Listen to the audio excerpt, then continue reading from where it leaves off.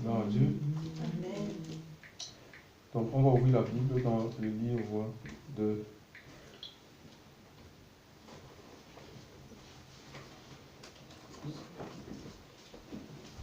Nombre.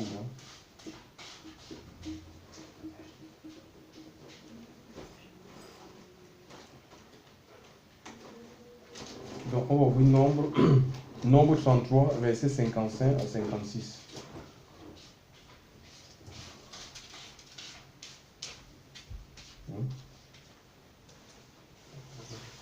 Nombre 33, verset 55 à 56.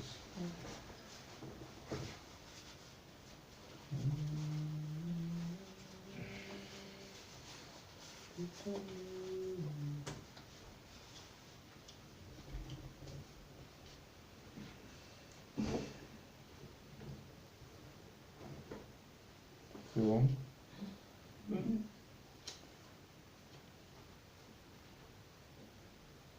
Nombre 33. Oui, verset 55 à 56.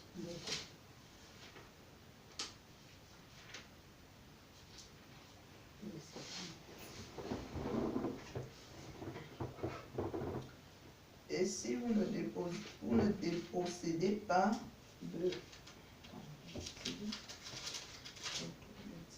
devant vous les habitants du 33, pays. 55 à 56.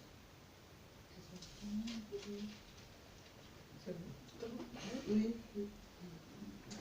Et si vous ne dépossédez pas devant vous les habitants du pays, ceux d'entre eux que vous laisserez de reste seront comme des épines à vos yeux et comme des piquants dans vos côtés, et ils vous opprimeront dans le pays que vous habiterez, et il arrivera que je vous ferai à vous comme j'ai pensé de leur faire à eux. Donc, quelqu'un peut lire dans une autre version? Delphine? Mais si vous ne chassez pas devant vous les habitants du pays, il arrivera que ceux d'entre eux que vous aurez laissés comme reste seront comme des épines à vos yeux et comme des pointes à vos côtés. Et ils vous seront de près dans le pays où vous habiterez. Et il arrivera que je vous traiterai comme j'avais résolu de les traiter eux. Voilà, donc de quel pays s'agit-il ici? C'est la Canaan, hein? Donc c'est le pays que Dieu avait promis, n'est-ce pas, à Abraham et à sa descendance. Donc, et dans ce pays-là, la Canaan, comprenez, c'était un territoire qui était habité. Habité, quand on lit le livre de Nombre, on voit que cette nation était habitée, ce territoire était habité par 7 nations. Il y avait les Jébusiens, les Hétiens, les Cananéens, les Girgasiens, les Phérésiens, les Éviens. Donc il y a 7 nations qui occupaient ce territoire. Donc ce n'était pas un territoire en déshérence. D'accord? Que Israël devait venir comme ça, voilà, il n'y a personne, et puis chacun se met à choisir son lot. Non. Donc voilà, et ces gens qui habitaient là, c'était leur terre. Ils avaient, puisqu'ils sont nés là, donc leurs parents ont hérité leur tête de cette tête de leurs grands-parents. Donc ils avaient tout là, ils avaient bâti, ils avaient leur vie, ils avaient leur avenir, ils avaient leurs souvenirs là.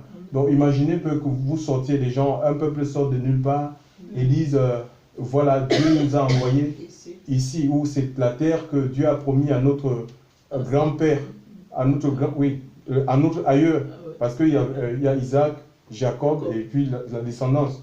Tu vois, à notre aïeux, Abraham, c'est notre terre sortait de là. C'est impensable ça. Voyez? Et le Seigneur, donc Dieu, va les assurer de sa présence, de sa protection, de sa force. Ils ne sont pas rentrés en possession de Canaan par leurs propres moyens. Donc ils avaient le soutien de Dieu. Et le Seigneur va les dire, parce que quand il y a le partage, ils sont 12, il fallait diviser ce pays en 12 lots. Et chaque nation devait rentrer en possession de son lot, de son héritage. Donc il fallait déposséder ou chasser les gens qui occupaient, La place, oui, voilà, pour s'établir. Donc, et ici, le Seigneur va les dire que si vous laissez quelques-uns, imagine un peu, il y a 7 nations à sortir de ce territoire. Si vous laissez, par exemple, on dit, bon, les Héviens, ils sont pas trop... Ils sont gentils, ces Héviens. Oui. Ils sont pas mal. On peut quand même... on peut les laisser à côté de nous. Donc, là, il y a un risque. Hein. Donc, c'est pourquoi il faut qu'en tant qu'enfant de Dieu, nous devons écouter le Seigneur et faire ce qu'il nous commande. Alléluia. Donc, il ne faut pas qu'on se fie à notre intelligence, à nos raisonnements. Alléluia. De peur de passer à côté de ce que le Seigneur veut faire avec nous. Il dit, mais si vous ne chassez pas devant vous les habitants du pays, il arrivera que ceux d'entre eux que vous aurez laissés comme reste seront comme des épines à vos yeux et comme des pointes à vos côtés. Ouais, vous savez ce que c'est une épine? C'est quelque chose de piquant. Hein? Imagine un peu qu'une épine, quelque chose qui te pique sur les yeux. Ça fait quoi? Ça dit que ça va non seulement, tes yeux vont se détériorer et ta vision en fait, ta vision, parce que tu ne vas pas voir en fait, hein. Tu auras du mal. Imagine un peu, l'ennemi va venir et il peut te... oui, tu vois. Donc l'ennemi va avoir le dessus sur toi. Ton champ, les yeux, avec les yeux, nous pouvons voir. Alléluia. Et si nos yeux sont atteints, alléluia, percés, ça veut dire que notre champ de vision est complètement rétréci, c'est diminué. Alléluia. Et ça, c'est l'œuvre des ténèbres, ça. Les clous aussi. Donc, les clous, c'est pas, imagine un peu. C'est des choses qui font mal. Imagine, tu as des clous, tu es entouré des clous et des épines. Hein? Donc, c'est que toi-même, tu as laissé. Hein? Des clous et des épines. Ils te serreront, ils vont te comprimer. Imaginez un peu, on te serre par des clous, mais tu vas te sentir mal. Quand on parle de comprimer, de serrer, c'est le fait de comprimer une personne pour te réduire, en fait. Pour réduire, mais le Seigneur veut qu'on se déploie. Alléluia. Dieu veut qu'on s'étende. Et pour cela, il y a des décisions qu'il faudra qu'on prenne, que chacun de nous puisse prendre. Ce n'est pas le frère à côté qui prendra à ta place. Alléluia. Le Seigneur veut qu'on se repente. Chers frères et sœurs, alléluia. Donc, il veut que notre vision aussi s'élargisse, la vision du royaume des cieux. Parce que ces épines-là, c'est pour nous serrer, pour nous rétrécir, en fait. Pour rétrécir notre marche, en fait. Pour rétrécir notre vision, la vision concernant le ciel, le royaume des cieux. Alléluia. L'œuvre de Dieu. Alléluia. Donc, on ne doit rien laisser qui soit un obstacle, en fait, un obstacle à la manifestation de la gloire de Dieu. Nous avons un exemple dans le livre de Galates. On va lire dans le livre de Galates.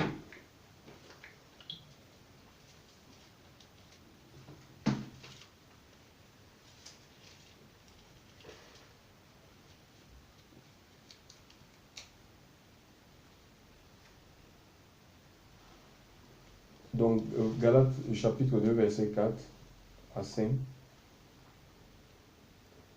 Donc, quelqu'un dans la page, il peut lire. Galates 2, 4 à 5. Et cela à cause des faux frères qui s'étaient furtivement introduits et glissés parmi nous pour épier la liberté que nous avons en Jésus, afin de nous réduire en esclavage. À ces gens-là, nous n'avons pas cédé un seul instant. Nous ne sommes pas soumis, afin que la vérité de l'Évangile soit maintenue parmi vous. Oui, épier, c'est observer quelqu'un. Hein. Observer, mais de manière secrète, sans que toi, tu ne t'aperçoives. Oui, on t'observe, on est à l'affût de tes faits et gestes. Mais c'est une observation qui est malveillante. C'est dans le but de t'attaquer. C'est-à-dire qu'on voit, il y a une faille, il y a une ouverture, l'ennemi la personne te frappe. Et là, il est parlé des faux frères, des gens qui passent être pour des frères, pour des sœurs.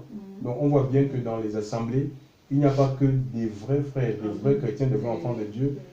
C'est les vrais mêlé au blé. D'accord? C'est l'ivraie mêlée au blé. Donc, ce qui est important quand tu marches avec le Seigneur, c'est le témoignage intérieur. Parce que la personne qui peut te donner un conseil, ça peut être un sataniste en fait. Il est du diable et sa mission, c'est de te sortir. On voit que la vision de Dieu, la volonté de Dieu, et on voit ici, l'apôtre Paul dit qu'ils n'ont pas cédé. Alléluia. Ils n'ont pas cédé. Donc voilà, et c'est des gens parfois qui les épiaient. C'était dans le but de réduire la vision pour empêcher que cet homme accomplisse la volonté de Dieu. Soit même vole le message, pour vouloir contrôler le message. Hein, pour que peut-être les choses qu'il dénonce, les choses qu'il annonce sont là pour libérer. Dieu donne le message pour libérer les âmes, mais on veut qu'il annonce autre chose que la parole de Dieu. Alléluia. Donc tellement c'est subtil. C'est pourquoi c'est vraiment important vraiment d'être d'avoir une relation avec le Seigneur. Parce que quand on a la relation, c'est comme ça qu'on reçoit la force et on peut se défaire facilement des personnes. Alléluia. On peut se défaire. Ça, c'est la force de Dieu, une force intérieure en toi qui permet que tu sois en capacité de te défaire des personnes qui peuvent t'entraîner dans d'autres voies autres que la voie du Seigneur. Si toi tu as pitié, si tu es dans les sentiments, hein, regardez un peu le passé, tu es dans les sentiments, eh bien, sache que l'ennemi, le diable, lui ne te pardonnera pas. Hein. Hein, et il est dit, et il errera que le Seigneur, il est dit il est dit ceci, ils seront comme des épines à vos yeux et comme des pointes à vos côtés, et ils vous serreront de près dans le pays où vous habiterez. Tu vois, donc c'est des gens qui ne vont pas te pardonner en fait. S'ils ont la possibilité de te faire du mal, si le diable doit te faire tomber, à travers ses yeux, il te fera tomber en fait, hein, il te fera chuter. Et il arrivera, et la Bible le dit, il arrivera que je vous traiterai comme j'avais résolu de les traiter. Donc ces nations-là, donc la Canaan, quand le péché d'une nation ou d'un peuple, d'une assemblée, arrive à un certain niveau, Dieu est obligé de juger cette nation en fait. Hein. Donc ça, c'était des nations, ils étaient tombés dans l'idolâtrie, l'homosexualité, ce qu'on voit, les hommes qui se marient avec les bêtes, les hommes, tout ça, c'était la confusion. Hein. C'était la confusion, c'est pourquoi Dieu a exterminé le jugement de Dieu est tombé sur cette nation. Donc, et c'est ce qui se passe en fait. Parce qu'il y a beaucoup de gens qui vont te dire que Dieu est amour. Il est amour. J'ai lu un passage dans le livre de Nombres où le Seigneur voulait décimer Israël en plein désert. Et Moïse s'est mis à intercéder que non, Seigneur, il ne faut pas faire ça. Parce que qu'est-ce que les Égyptiens là-bas vont penser? Ils vont dire, oui, tu vois, tu les as sortis c'était pour les détruire en plein désert. Bon, et le Seigneur a dit, tous ceux qui ont péché 10 fois contre moi, vont murmurer, parce que le peuple passait le temps à murmurer 10 fois. Le Seigneur a dit 10 fois contre moi, ces gens-là ils ne rentreront pas dans le pays promis. Donc, eux, c'était 10 fois. Moi, je ne sais pas le calcul de Dieu vis-à-vis des uns quand il parle de 10 fois, et des par autres. rapport à quoi? Je ne connais pas. Donc, il y a des gens, il ne faut jamais dire non, je ne peux pas. Il y a des gens qui pensent qu'ils peuvent se permettre tout. Ils tombent, Dieu est miséricordieux, il va toujours pardonner, oui, mais pardonner jusqu'où? Pardonner jusqu'où? Donc, on ne connaît pas. Alléluia. Oui, donc voilà, il faut qu'on fasse vraiment. Il faut qu'on fasse, surtout quand le Saint-Esprit commence à t'avertir. Il te dit ça, il faut que tu arrêtes. Mais il faut vraiment. Il faut arrêter, alléluia. Il faut te ranger. Donc, on va prier le Seigneur, vraiment que le Seigneur remplisse nos vies. Alléluia. Que le Seigneur remplisse nos vies. Nous sommes la descendance d'Abraham. Ici, c'est vrai, on n'est pas une descendance charnelle. On n'est pas des enfants d'Abraham, des enfants physiques, un peu comme le peuple juif. Hein? Nous sommes la descendance spirituelle. Hein? Donc, à Galates chapitre 3, verset 28, quelqu'un peut lire ça? Galates chapitre 3, verset 28.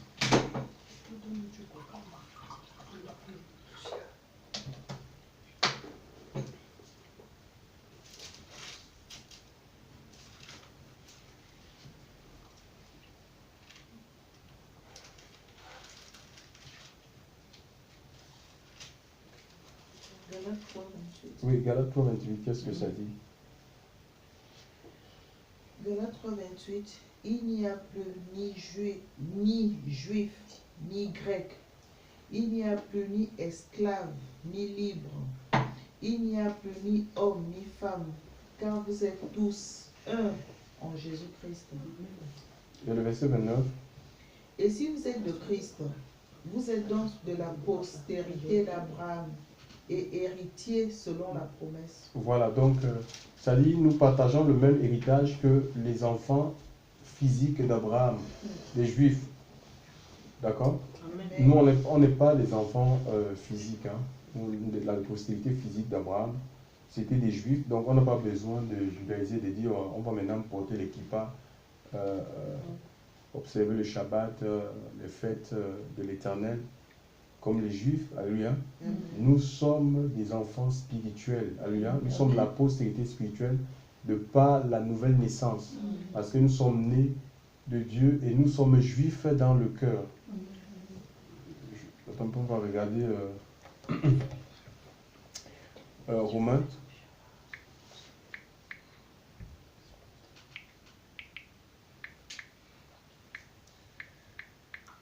Romains, qu'est-ce que Romain dit? Pour ça que Romain. Je vais regarder Romain.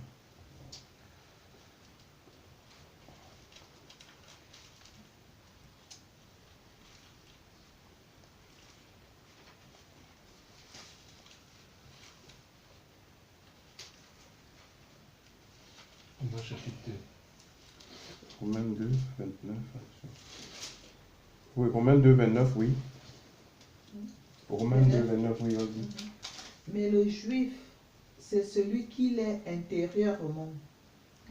Et la circoncision, c'est celle du cœur, selon l'esprit et non selon la lettre. La louange de ce juif ne vient pas des humains, mais de Dieu. Oui, donc nous avons reçu le Saint-Esprit, donc nous l'adorons. Nous avons Dieu par l'Esprit de Dieu. Alléluia.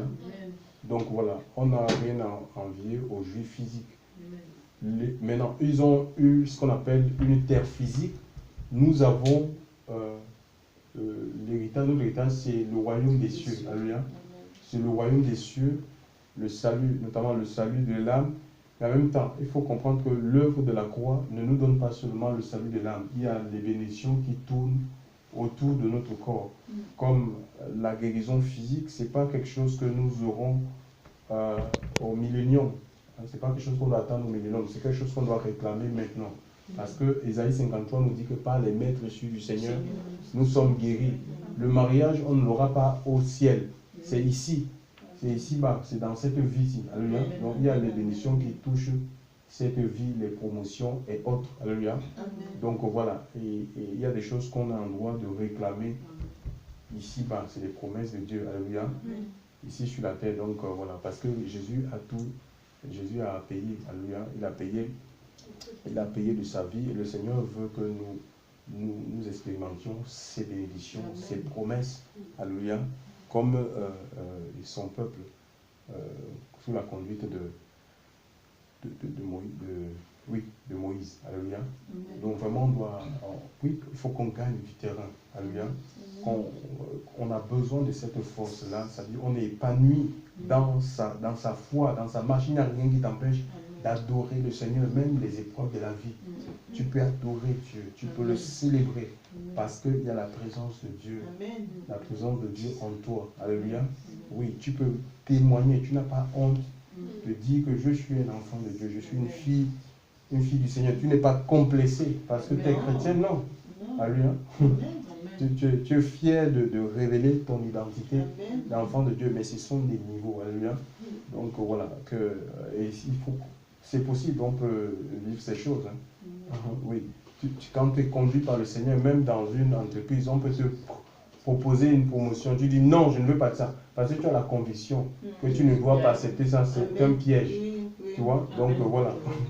Ça, je ne veux pas de ça, ça, je veux de ça. Tu es sous la conduite de l'Esprit, tu n'es pas un opportuniste. Voilà, on va prier Dieu vraiment qu'il nous investisse. Nous avons besoin de lui. Nous voulons vivre les promesses de Dieu, que tout ce qu'il a promis dans nos vies, qu'il puisse le manifester, alléluia. Oui, qu'il puisse le manifester et qu'il nous donne la force vraiment de lui être fidèle, alléluia. De lui être fidèle, même si notre fidélité doit nous séparer de certaines personnes, ce n'est pas un problème. Ce qui compte, c'est l'approbation de Dieu, alléluia, dans notre vie. C'est le regard de Dieu dans notre vie et non celui de, je ne sais pas, XY. Gloire à Dieu. Nous prions le Seigneur, Père éternel Dieu. Nous te bénissons, Seigneur. Nous te bénissons, Jésus. Nous te bénissons parce que ce soir encore, Seigneur, tu as accompli des choses glorieuses, Seigneur. Nous te bénissons.